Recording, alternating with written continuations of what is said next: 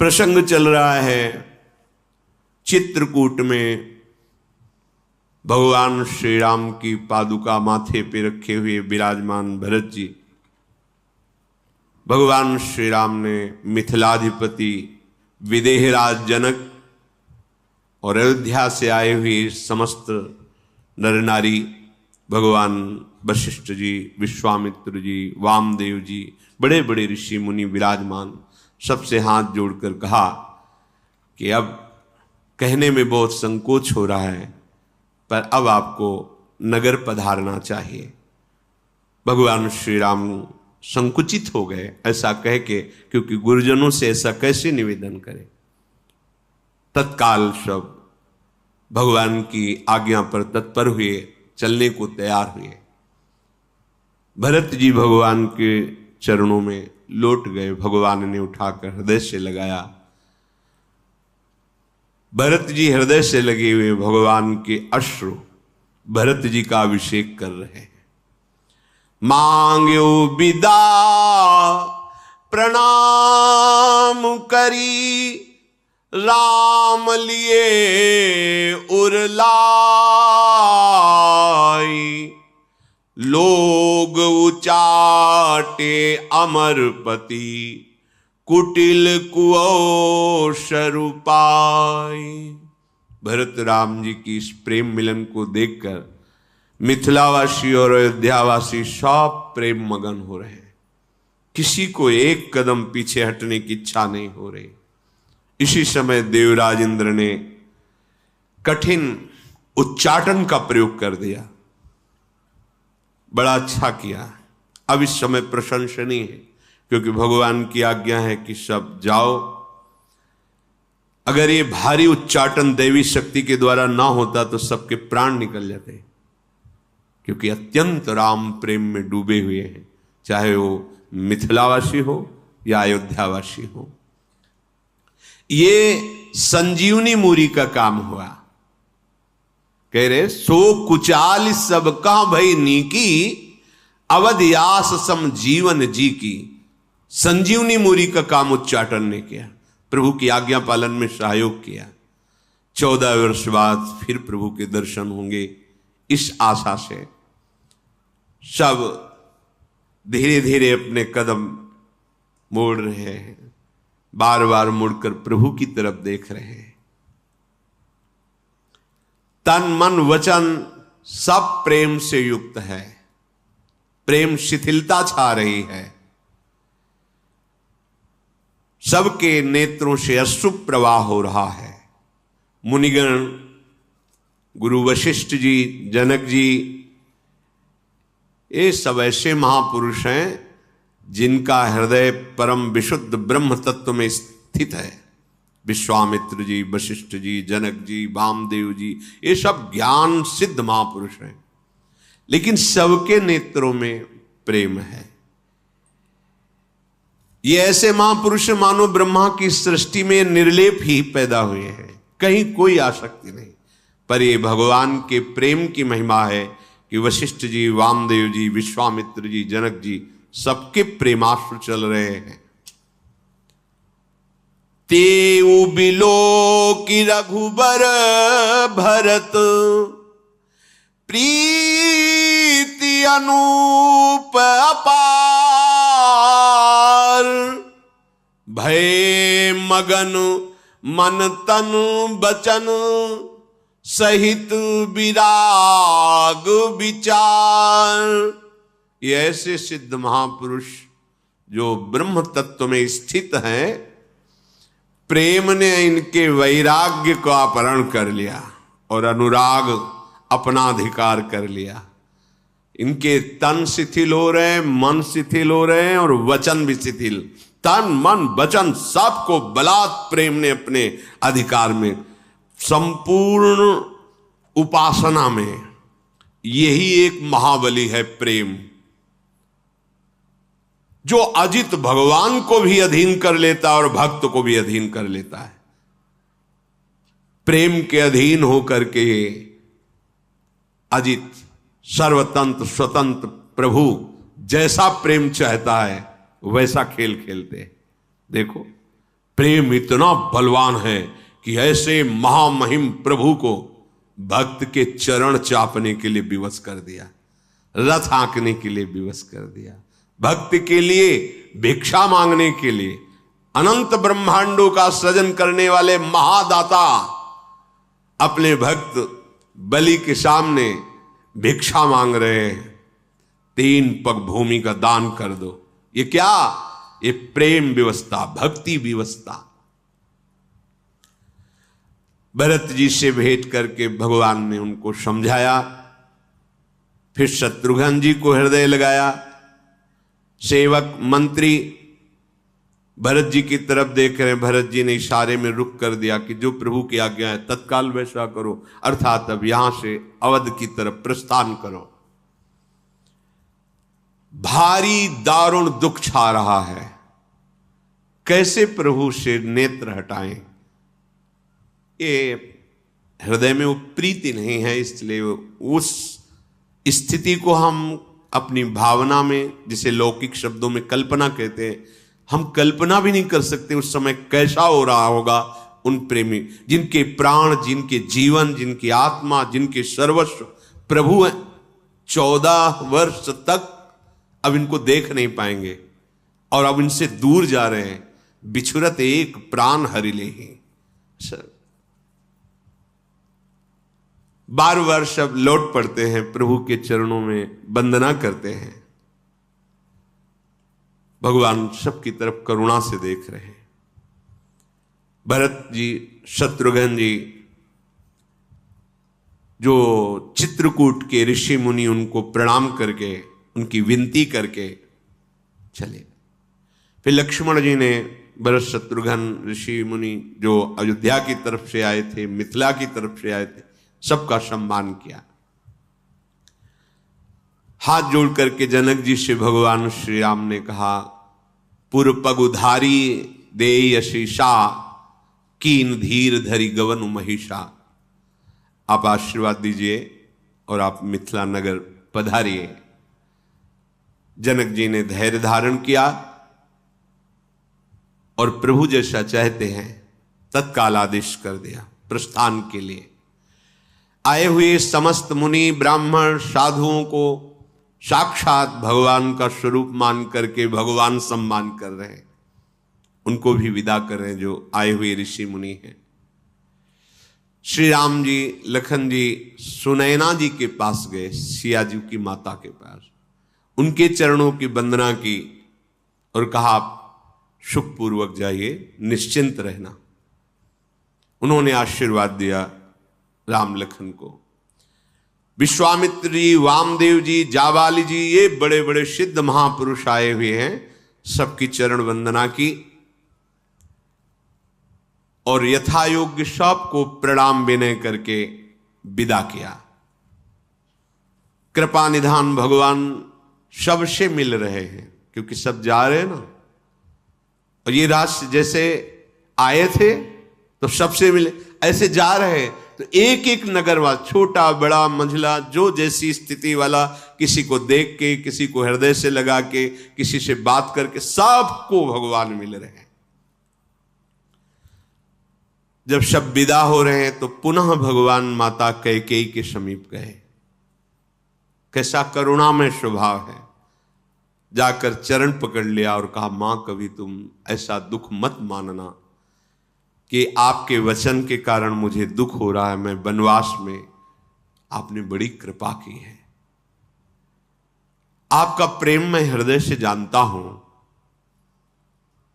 कैकेयी जी की आंखों से अश्रु बह रहे। प्रभु कह रहे हैं, आप बिल्कुल दुखी मत होना। और इसमें सच्ची बात है, जो माता कैकेयी ने कार्य किया वो कोई माता नहीं कर सकती थी।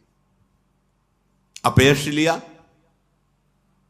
सब कोई निंदा किया, सब सह गई, पर अपने राम की इच्छा को नहीं मिटा।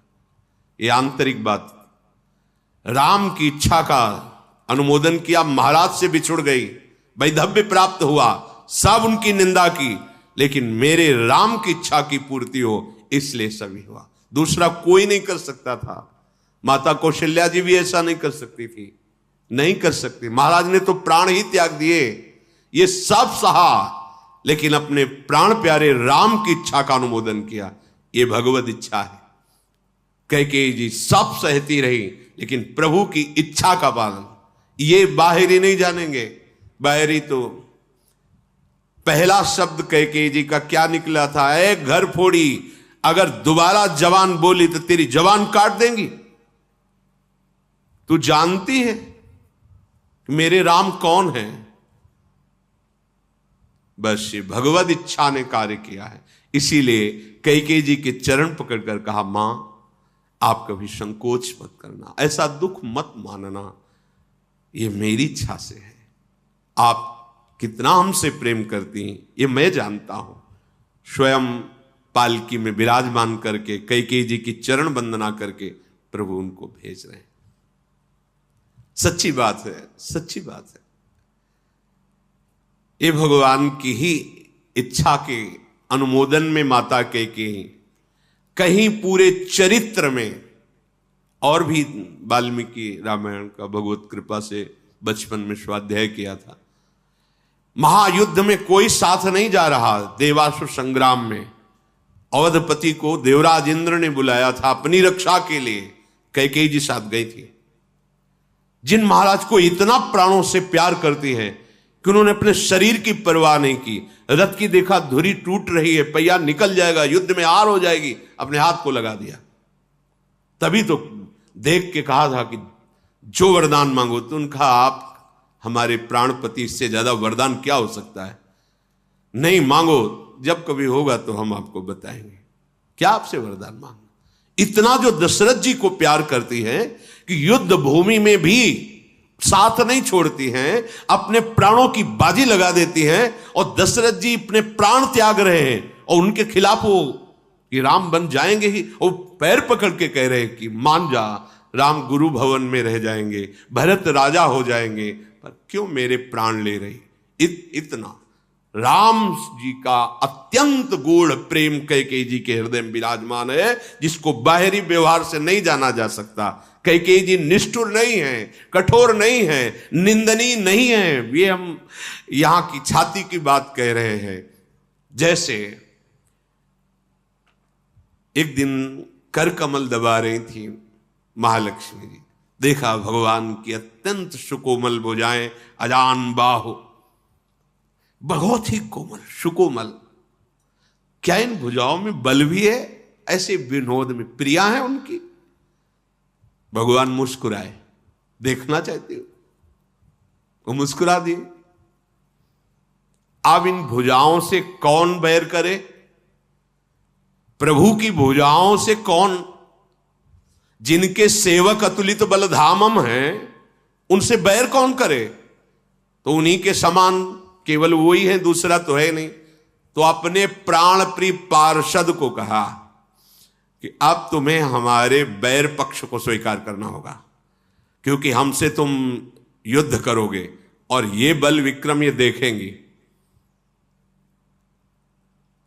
अब कहीं एक बार जय श्री राम बोला हो जय विजय ने, तो बताओ यहां रावण कुंभकर्ण बन के। ये निजी पार्षद है, अगर आज्ञा कर दी कि हमारी छाती पे घूंसा मारो तो 1 सेकंड नहीं लगेगा, क्योंकि ये हाथ भी उन्हीं का है, छाती भी उन्हीं की। जैसी आज्ञा करो। जैसे भीष्म जी निजी हैं, प्राण प्रिय हैं, तान तान के बाण भगवान को मार। तुम्हारी इच्छा है ना, तुम्हारी इच्छा का अनुमोदन करके हम शत्रु पक्ष में खड़े होके आपको बाणों से बेधेंगे, आपकी इच्छा का अनुमोदन होगा, मेरी इच्छा का नहीं।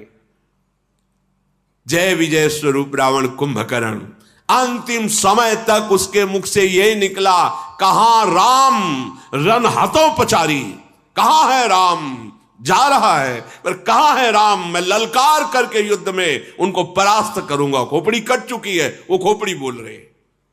ये निजी जन है, ये भगवत स्वरूप है लीला संपादन के लिए। पर इतना समर्पण कैकेयी जी का कोई नहीं समझ सकता।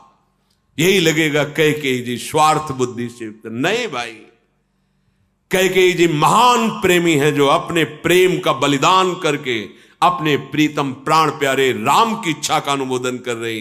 अपने प्राण प्रिय पति का वियोग, संपूर्ण अयोध्या वासियों का वियोग, उनकी निंदा, जगत की निंदा सब सहकर राम के अनुकूल चली, क्योंकि राम का संकल्प था धर्म संस्थापनार्थाय संभवाम युगे युगे। मैं जब अवतार लेता हूं तो दुष्टों का विनाश करता हूं। यदा यदा हि धर्मस्य ग्लानिर्भवत भारत अभ्युत्थानम् अधर्मस्य तदात्मानं सृजाम्यहम् परित्राणाय साधूनां विनाशाय च दुष्कृताम। ये कैसे दुष्कृति का विनाश होता? अयोध्यापति बनने पर नहीं। एक एक ऋषि अपने प्राणों की आहुति देकर प्रभु के लिए जंगल में तप कर रहे हैं। हर ऋषि के आश्रम जाकर सुख प्रदान कर रहे हैं, घोर निशाचर का वध करके जगत मंगल कर रहे हैं। ये कैसे होगा? जब वनवास होगा, वनवास होगा तो कैसे होगा? कौन है जो इतना सह सकता है? तब चुना भगवान ने कैकेयी माता को। कैकेयी माता सह सकती है। महाराज को इतना प्राण से अधिक प्यार करते हैं और महाराज विलाप कर रहे हैं कि तू क्यों मार रही है, मेरे प्राण निकल जाएंगे। आपके प्राण निकल जाए तो ठीक, लेकिन मेरे प्राणों के प्राण और आपके प्राणों के प्राण राम की इच्छा के विरुद्ध मैं नहीं बोलूंगी। ये है। अब आंतरिक भाव न समझने के कारण तभी भगवान ने कहा, पीछे आया, जिन्होंने साधु सभा का सेवन नहीं किया है, ऋषि मुनियों का सेवन नहीं किया, वही माता कैकेयी को दोष लगाएंगे। ऐसा प्रभु के श्रीमुख से पीछे सत्संग में निकला था। कैकेयी जी की वंदना करके उनको पालकी में बिठाकर विदा किया। श्री सीता जी अपने नैहर मिथिला की तरफ से जितने भी जन आए थे सबसे मिलकर के उनको विदा किया। फिर कौशल्या जी, सुमित्रा जी, कैकेयी जी इनके चरणों में पड़ी। सबने आशीर्वाद प्रदान किया सिया जी को। माताओं ने आश्वासन दिया, सदैव सुखी रहोगी, सौभाग्यवती रहोगी। फिर कुछ दूर तक दोनों भाई और सियाजू विदा करने अवधवासियों को। महाराज जनक भी साथ ही। जो अयोध्या के पशु हैं, जैसे हाथी, घोड़े, बैलगाड़ी भी आई हुई थी कुछ सामान लिए हुए, पूरा हो तो वो बार बार मुड़ जाते हैं और मुड़ मुड़ कर राम जी की तरफ देखते, फिर जोर से हिनहिनाते हैं, फिर वो आगे फिर मुड़ जाते हैं। जब पशुओं की ऐसी प्रेम दशा है तो अयोध्यावासियों की कैसी होगी। गुरु गुरुती पदबंदी प्रभु सीता लखन समेत, फिरे हर्ष विस्मय सहित आए परन निकेत। सबको विदा करके राम जी, लक्ष्मण जी, सिया जी अपनी पर्णकुटी में आए। इस समय हर्ष और विषाद दोनों है। हर्ष इस बात का है कि संपूर्ण वन में दुख पा रहे थे और भरत जी क्या कहेंगे, कहीं ऐसा ना हो कि भरत की प्रेम विवशता हमारे पिता की आज्ञा में बाधक बन जाए, लेकिन नहीं बनी। भरत जी भी राजी होकर जा रहे।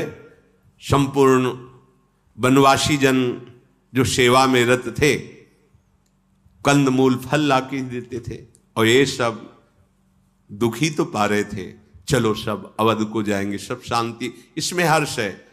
और शोक इस बात का है कि ये सब चाहे जितना अवध में या मिथिला में रहे, इनके हृदय में जो हमारा अनुराग है वो जब ये हमसे अलग रहेंगे तो इनके हृदय में जो पीड़ा होगी उसे कोई भोग, कोई पद, कोई सुख मिटा नहीं सकता है। निषाद राज हाथ जोड़े खड़ा हुआ था। प्रभु ने कहा विषाद का समय नहीं है, आप भी पधारिए। फिर कोल, किरात, भील जितने लोग थे सबको फिर प्रभु ने प्यार भरी दृष्टि से देखा, सब वापस हुए। आकर के अपनी उसी चौकी पर, वेदी पर रच की सिया राम लक्ष्मण विराजमान हुए। प्रभु की आंखों से बार बार आंसू टपक रहे। भरत जैसा प्रेमी, ये देखो किसकी याद आ रही है? भरत जी। भरत जैसा प्रेमी नहीं। चित्रकूट बहुत समय हो गया रहते हुए, अब हमें आगे बढ़ना चाहिए। प्रभु ने लखन और सियाजू से ऐसा कहा। चौकी पे बैठे हुए ऐसे दिखाई दे रहे मानो ज्ञान, वैराग्य और भक्ति विराजमान है। ज्ञान मूर्तिमान ब्रह्म तत्व राम जी, वैराग्य मूर्तिमान लखन जी और प्रेम भक्ति मूर्तिमान सियाजू।